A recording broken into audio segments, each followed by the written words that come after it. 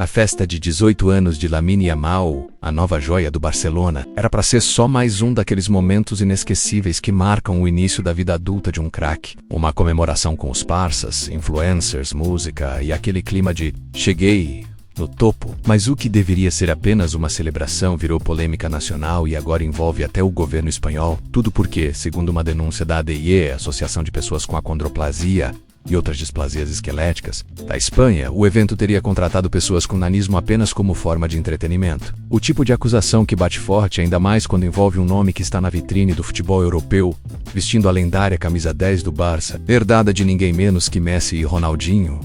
A festa rolou numa propriedade privada em Olivella, uma cidadezinha a 50 quilômetros de Barcelona. E claro, como toda comemoração de jogador que está estourando, não faltou presença de influenciadores e colegas de clube. Mas o que chamou a atenção foi a crítica direta da ADI, que não só condenou o uso de pessoas com nanismo como atração, como também anunciou que vai tomar medidas legais. E aí, meu parceiro, a coisa ganhou outro peso.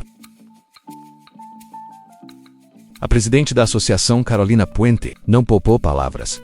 Disse que é inaceitável que, em pleno século XXI, pessoas ainda sejam tratadas como objetos de entretenimento. E mais, criticou diretamente o fato disso ter vindo de uma figura pública com tanto alcance entre os jovens. Aí entra o dilema. O que é liberdade de curtir do jeito que quiser?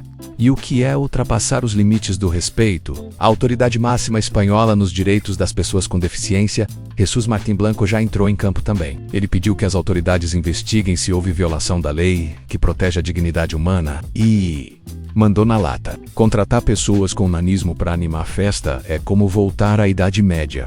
Pesado, né? Ainda mais quando se trata de alguém tão jovem quanto Yamal, que mal completou 18 e já carrega nos ombros o peso de ser ídolo. Martín Blanco afirmou que esse tipo de comportamento vindo de figuras públicas pode reforçar estigmas e prejudicar décadas de luta por respeito e inclusão. E mais, ele acionou tanto a Procuradoria-Geral quanto o Escritório Nacional de Combate aos Crimes de Ódio, mostrando que o caso não vai ficar apenas nas manchetes. A resposta institucional foi rápida e o clima em torno do assunto só ficou mais quente. Yamal, por outro lado, manteve a frieza de quem está acostumado a jogar com pressão nas costas. Em um evento em que celebrava sua renovação com o Barça e o recebimento da camisa 10, ele foi questionado sobre a polêmica. A resposta: tô nem aí educado. Disse que só dá bola para a opinião da família e dos mais próximos, e que, fora do campo, quer apenas aproveitar a vida. Um discurso que talvez até combine com a juventude dele, mas que, no meio de uma controvérsia desse tamanho, pode soar como indiferença num momento em que muita gente esperava pelo menos um pedido de desculpas ou algum sinal de empatia. Afinal, ser ídolo também significa entender o impacto das suas ações fora das quatro linhas. E não é de hoje que os jogadores são cobrados por isso. Para complicar ainda mais o cenário, 2 dos artistas com nanismo que participaram da festa resolveram se manifestar. Juan Alberto Duasso e Miggy DJ, que estavam no evento, disseram que a ADIE não os representa. Publicaram um texto nas redes afirmando que são adultos, conscientes das próprias decisões e que participaram da festa com orgulho e por livre vontade. Afirmaram também que foram tratados com respeito e que não se sentiram nem usados nem ridicularizados. Inclusive deixaram claro que podem acionar judicialmente quem tentar manchar sua reputação. Esse posicionamento abriu um novo capítulo. Na discussão, até que ponto a crítica à prática não acaba apagando a autonomia de quem escolheu estar ali? Existe uma linha tênue entre denunciar o sistema e tirar a voz de quem atua dentro dele. Em resposta, a ADIE reforçou que sua crítica não é às pessoas com nanismo que aceitam esse tipo de trabalho, mas sim a um sistema que as limita e as obriga, muitas vezes por necessidade, a aceitar papéis que reforçam estereótipos. Denunciar um sistema não é atacar as pessoas, disseram, e mandaram uma reflexão daquelas que bate no fundo.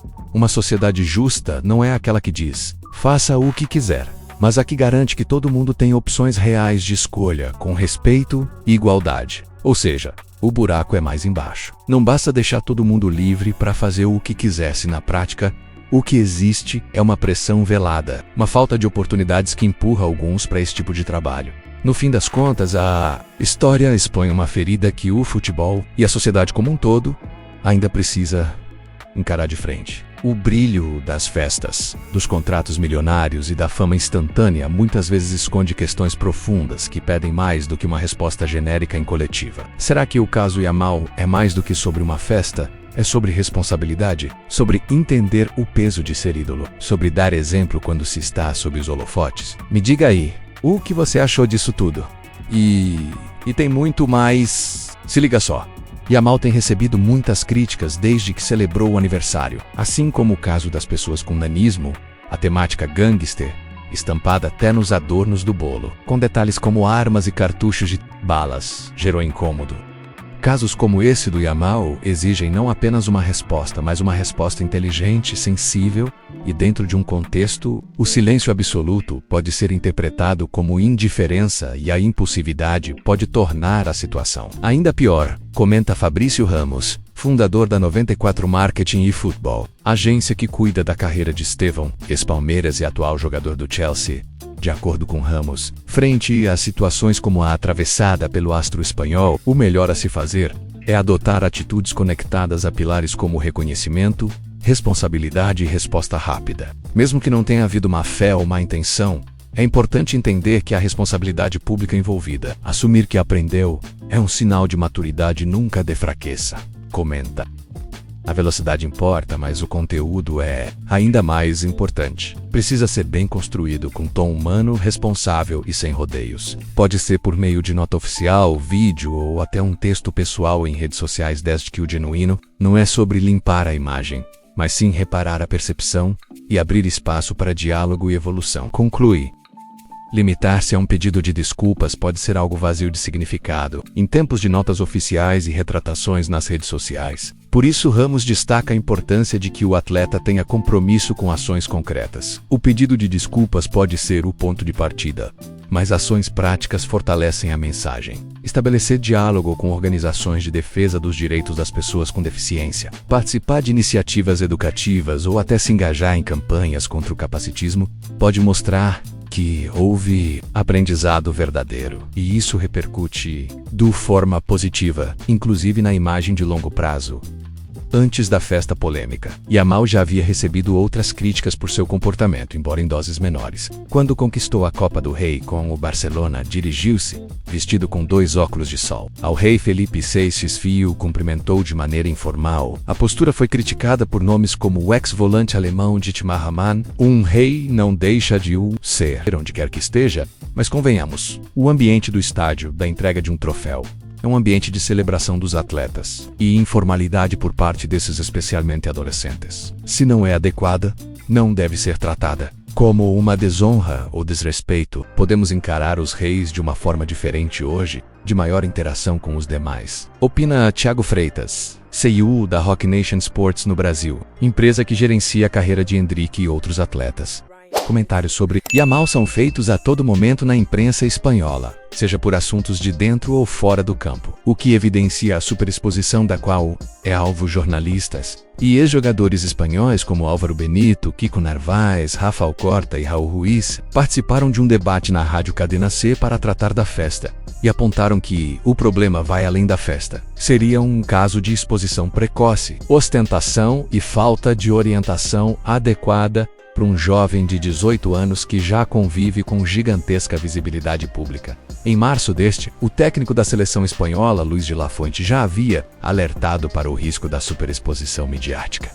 Vocês são os primeiros que vão matá-lo, disse, em referência à pressão intensa e aos constantes julgamentos sobre Yamal, em um mundo no qual jogadores de futebol costumam ser vistos como mimados e superprotegidos. Condenar qualquer tropeço de um jovem atleta não se mostra o melhor caminho para que ele se torne o oposto do que se considera o padrão. Cada vez mais, são celebridades precoces ao mesmo tempo em que naturalmente exibem comportamentos comuns. A idade, um jovem de 16, 17 ou 18 anos ainda está em processo de formação emocional, social e intelectual. É inevitável que ele cometa erros. O papel da equipe que o cerca não é blindar ou moldar artificialmente sua imagem, mas sim ajudá-lo a entender o impacto da sua voz no mundo. Humanizar, acolher e educar, sem tentar robotizar. Outro direcionamento é construir consciência, não controle. Mais do que criar um personagem perfeito para agradar marcas e público, é preciso formar um atleta consciente do seu papel como um formador de opinião e ídolo. Opina Fabrício Ramos.